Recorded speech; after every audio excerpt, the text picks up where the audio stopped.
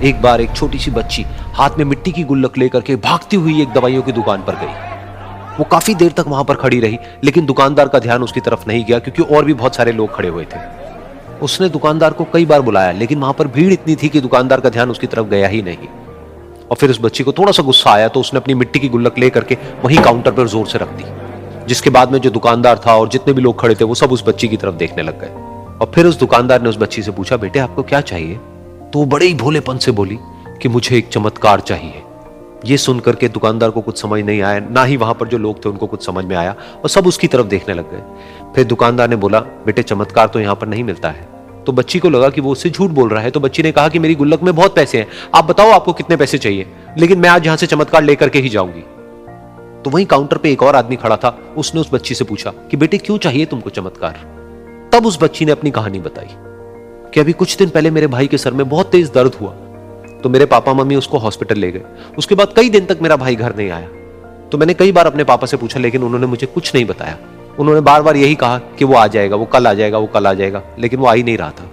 तो मैंने देखा कि मम्मी रो रही है, और पापा मम्मी को कह रहे थे कि उसकी दवाइयों के लिए और उसके इलाज के लिए जितने पैसे चाहिए उतने मेरे पास में नहीं है, अब उसको कोई चमत्कार ही बचा सकता है। तब मुझे लगा कि अगर मेरे पापा के पास में इतने पैसे नहीं भी हैं तो क्या हुआ, मेरे पास में तो है। तो मैंने जितने भी पैसे जोड़ रखे हैं वो सारे लेकर के मैं इस दवाई की दुकान पर आई। फिर उस आदमी ने उस बच्ची से पूछा, कितने पैसे हैं तुम्हारे पास में?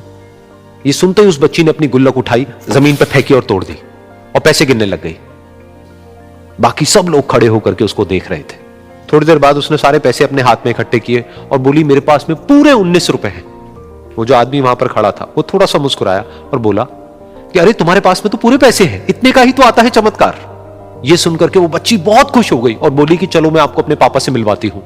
बाद में पता लगा कि वो आदमी कोई आम आदमी नहीं था, बल्कि एक बहुत बड़ा न्यूरोसर्जन था, और उसने सिर्फ 19 रुपए में उसके भाई की सर्जरी करी, और कुछ ही दिन बाद वो ठीक होकर के घर वापस आ गया। फिर कुछ दिन बाद वो बच्ची, उसका भाई, उसके पापा, उसकी मम्मी चारों एक साथ बैठे हुए थे और बात कर रहे थे। तो उसकी मम्मी ने उसके पापा से पूछा कि अब तो बता दो ये चमत्कार आपने किया कैसे?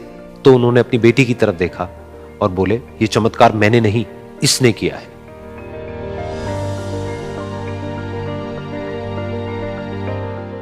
तो यहां पर एक बहुत बड़ी बात है जो हम उस छोटी सी बच्ची से सीख सकते हैं कि जिंदगी में कभी कभी ऐसा होता है कि हमको कोई रास्ता नजर नहीं आ रहा होता है और हम लोग हिम्मत हार जाते हैं। तब हमारे अंदर एक बच्चा होता है जो कोशिश करने से कभी भी पीछे नहीं हटता है। वो हार मानने को तैयार नहीं होता है क्योंकि उसको ना शब्द समझ नहीं आता है।